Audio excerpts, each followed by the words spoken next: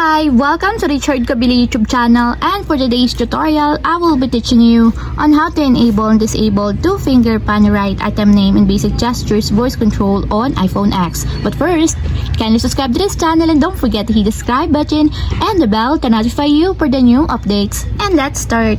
Using your iPhone X, from your home screen, first go to Settings. Then in the Settings, scroll down and find Accessibility and then Top. Then in the Accessibility, scroll down again and go to Physical and Motor section and then tap the Voice Control. Then in this part in the Voice Control, go to this section and then tap the Customize Commands. Then in the Customize Commands, tap the Basic Gestures. And then after that, in the Basic Gestures, scroll down again and then find and tap the two-finger pan right item name.